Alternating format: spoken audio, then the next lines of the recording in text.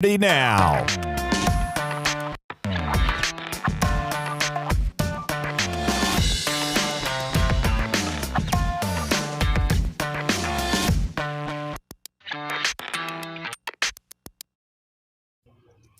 Hello, everyone. Welcome to This Week in Business.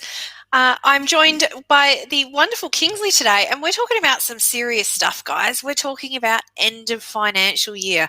We are 2 weeks out from end of financial year, so we want to help you be ready for that date. So, Kingsley, talk to me. There's a few changes coming up, isn't there?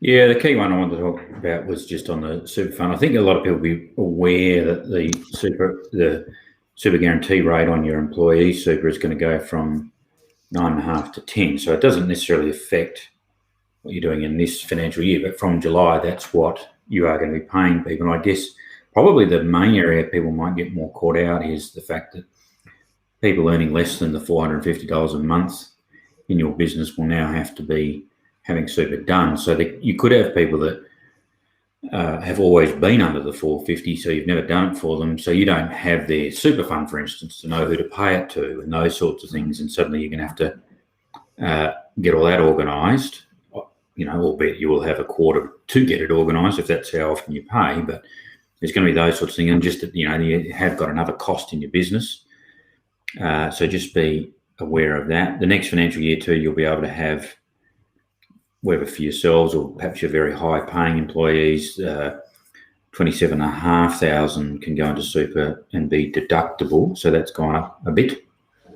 But that's probably the main issues to watch out for. And then it'll keep pushing up 0.5%, I think, till 2025 to take us to 12. So people just need to be mindful of that.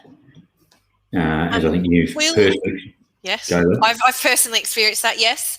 But will our accounting systems automatically, like if you're using Xero, Maya, those bigger ones, are they automatically going to tell us just that it's increased, that they've done it? Or do we have to go in and change settings? I wouldn't think so, in a sense, because it's an across-the-board thing. I'd be anticipating that in terms of just lifting it from 9.5 to 10, that most of the systems will do that for you. It will be around the adding in the ones that previously weren't caught, because as much as the system could even possibly go and look back and see that you have paid Bob or Mary Jane $400 a month or something, it still isn't going to be able to know if that's what's happening in the future. So that's going to require human intervention. So you'll still have some work and oversight to do yourself, I would think. So I guess we'll see how people go with that. Yeah, right. So the thing I've recently learnt that I wanted to share with everyone in preparation for end of financial year is there's a form you need to fill out. And maybe I'm just naive that I didn't know there was a form, but there's a form that says that's a notice of intent to claim a tax deduction for your personal super contributions, which if you're operating as a sole trader and a partnership, I'm assuming, Kingsley, all of your super contributions that you make are those personal contributions, aren't they? Yeah, and it could still be if you're in a company, like for instance, your 9.5% might have come to $10,000 and you want to put another 15 in or something. Well, you can do that, and that extra 15 probably would be seen as a personal one. There is ways you can do it through the business still if you want to, but yes, you would, and then you'll have to tell the fund, yes, this extra piece I'm putting in, I do or do not want to claim a tax deduction, and whether you are doing it as your sort of personal contribution, or whether that's being technically paid by my employer, so they treat it correctly. Yeah, so guys, there are forms for those. They are, what I've discovered, mostly snail mail forms as well. So for those like me who haven't visited a post office for a long time, you're going to need to do that. Yeah, and I guess the other thing is that if you are putting in the extra supers and you want that deductible in this financial year, you must make sure that the fund has got it in their bank account by 30 June. The fact that it's left yours is not enough. So what sort of date do you think is a safe date, Kingsley, for you to make those final super contributions or super guarantee payments?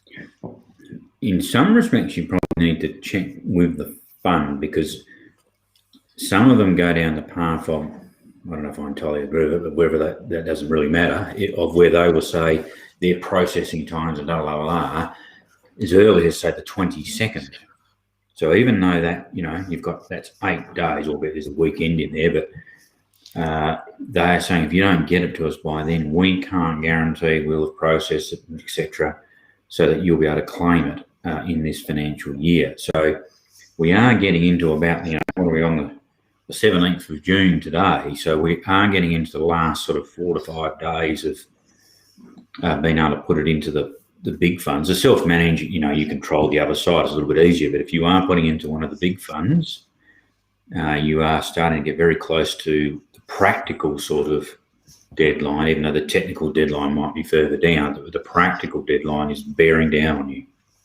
So be looking into that, guys, and making those payments if you are intending to make those, because it would be not a fun time to miss them. If you're looking at another year and you wanted to make a big contribution, you're looking at another year before you can claim that tax deduction potentially. Yeah, and you might drop down the tax bracket, so it could be very, very annoying.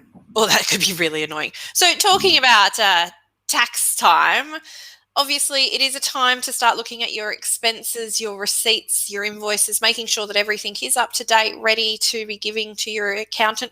Obviously, there's still a couple of weeks left of the month, but it is a good time to start looking at it. And I saw a wonderful video this morning from Tani at Core West Insurance, one of our network partners, talking about that the information you're going to be collating for your accountant for end of financial year is actually very similar to the information you will need to give to your insurance broker for your policy renewals. Now, a lot of businesses do have their renewals for 30 June, so your insurance broker should be already doing their little thing of getting your quotes and starting to get together your insurances for the next year. So if you are getting together your receipts and invoices and looking at your wages and looking at your superannuation, it's a good time to make sure that your insurance broker has that up-to-date information as well, especially for your workers' compensation. Yes, it is indeed. It's that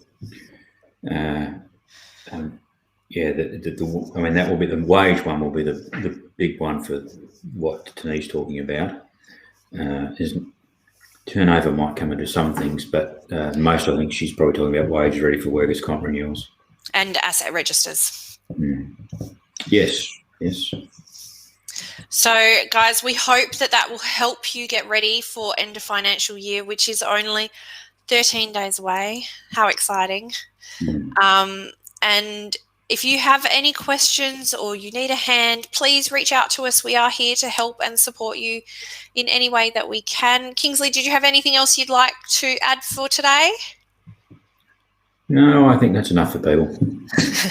All right, guys. Well, we hope you have a wonderful day and we will talk to you all again soon.